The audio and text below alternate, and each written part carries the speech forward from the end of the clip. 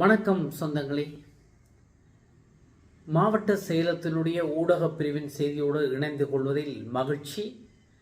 அந்த வகையில் சொந்தங்கள் யாழ் மாவட்ட மக்களுக்கும் ஒரு மகிழ்ச்சியான செய்தி என்னவென்று சொன்னால், இந்த ஆண்டு 2026ஆம் ஆண்டு யாழ் நகரத்தினை அபிவிருத்தி செய்ய அரசாங்கம் நடவடிக்கை எடுத்துள்ளதாக யாழ் மாவட்டத்தினுடைய அரசாங்க அதிபர் மருதலிங்கம் பிரதீபன் அவர்கள் தெரிவித்திருக்கிறார்.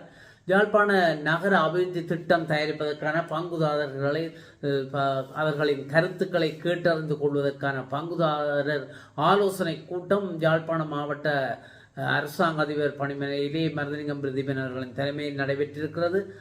அவருடைய மாவட்ட செயலக மாநாட்டு மண்டபத்தில் நடைபெற்றிருக்கிறது. அந்த வகையில் இந்த கூட்டத்தில் தலைமையுரையாற்றிய அரசாங்க அதிபர் அவர்கள் சொல்லுகின்ற போது, நகர அபிவிருத்தி திட்டங்கள் தயாரிப்பதற்கான கலந்துரையாடல், போக்குவரத்து நெடுஞ்சாலைகள் மற்றும் நகர அபிவிருத்தி அமைச்சர் கௌரவ பிமல் ரத்நாயக்க அவர்கள் தலைமையில் கடற்தொழில் நீரியல் மற்றும் கடல் வளங்கள் அமைச்சரும் யாழ் மாவட்ட ஒருங்கிணைப்பு குழுவின் தலைவருமான கௌரவ ராமலிங்கம் சந்திரசேகர் மற்றும் யாழ்ப்பாண மாவட்ட பாராளுமன்ற கௌரவ கருணாநாதன் இளங்கோர் ஆகியோரின் பங்கு பெற்றதுடனும் நகர அபிவிருத்தி அதிகாரி சபையின் தலைவர் மற்றும் நகர அபிவிருத்தி அதிகாரி சபையின் அதிகாரிகளுக்கு இடையிலான கலந்துரையாடல் கடந்த ஆண்டு இறுதியில் நடத்தப்பட்டது எனவும், அக்கலந்துரையாடலில் தாமும் கலந்து கொண்டதாகவும், இலங்கையில் 10 நகரங்களையும் அபிவிருத்தி செய்வதற்காக இவ்வாண்டு வரவு செலவு திட்டத்தில் 2000 மில்லியன் ஒதுக்கப்பட்டுள்ளதாகவும், வடக்கு மாகாணத்தில் இத்திட்டத்துக்காக யாழ்ப்பாணம் மற்றும் வவுனியா நகரங்கள் உள்ளடக்கப்பட்டுள்ளன எனவும், நகரங்கள் அபிவிருத்தி செய்வதற்கான நடைமுறை தொடர்பு கூட்டத்தில் அறிவுறுத்தப்பட்டுள்ளது எனவும் அரசாங்க அதிபர் குறிப்பிட்டிருக்கிறார்.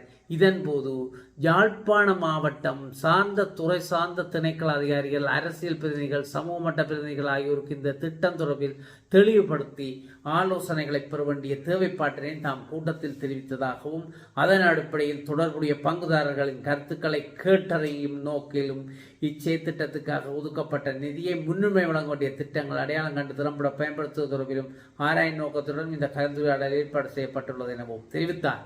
மேலும் இங்கு நிறுவனம் சமூகம் சார்ந்த கருத்துக்களை பரிமாறுவது ஆரோக்கியமாக அமையும் எனவும் குறித்த கலந்துரையாடலில் நகரத்தின் வடிகால் அமைப்பு குறித்து தெளிவுபடுத்தி இருந்ததாகவும் தெரிவித்ததுடன், நகர அமைப்பு போக்குவரத்து நெரிசல் வாகன போக்குவரத்து உள்ளடங்களாக நகர அமைப்பு சரிவர பேணப்படவில்லை என்ற குற்றச்சாட்டு இருக்கிறது எனவும் அரசாங்க அதிபர் தெரிவித்தார். நல்ல விடயங்கள் எல்லாம் சொல்லப்பட்டிருக்கிறது. உண்மையில் இந்த வடிகால் அமைப்பு என்பது ஒரு பிரதானமான ஒன்று.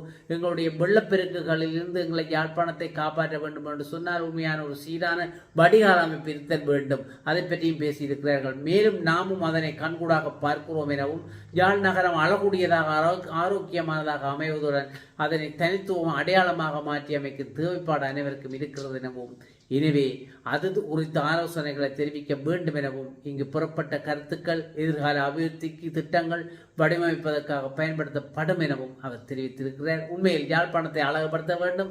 யாழ் நகரம் எப்போ வர்ணங்கள் பூசப்பட்டு அது இல்லாமல் அழகு அற்ற நிலையில் தான் இப்பொழுது எங்களுடைய யாழ்ப்பாண டவுனை போய் பார்ப்போமாக இருந்தால் எல்லாம் பழைய வர்ண பூச்சிகளுடன் தான் எங்களுடைய கட்டடங்கள் அங்கே காட்சி தருகிறது. தொடர்ந்து யாழ்ப்பாண நகர அபிவிருத்தி திட்டம் தயாரிப்பதற்காக பங்குதாரர்களின் கருத்துக்கள் கேட்டறியப்பட்டது. இதன்போது கலந்து கொண்டிருந்தவர்கள் யாழ் நகர அபிவிருத்தி தொடர்பான திட்ட முன்மொழிகளுடன் தங்கள் கருத்துக்கள், ஆலோசனைகள் மற்றும் எதிர்பார்ப்புகளை முன்வைத்தார்கள். ஒவ்வொருவரும் தங்களுடைய எதிர்பார்ப்புகளை முன்வைத்திருக்கிறார்கள்.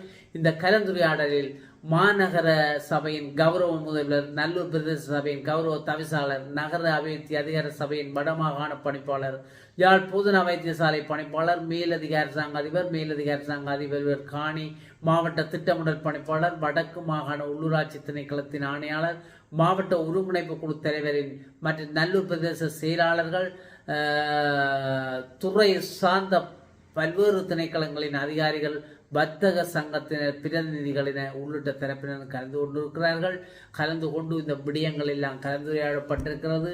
எங்களுடைய யாழ்ப்பாண மாவட்டம் யாழ்ப்பாண மாவட்டம் ஒரு அபிவிருத்தி அடைந்த மாவட்டமாக மிளிர்வதென்று சொன்னால் எல்லோருக்கும் அது சந்தோஷம்.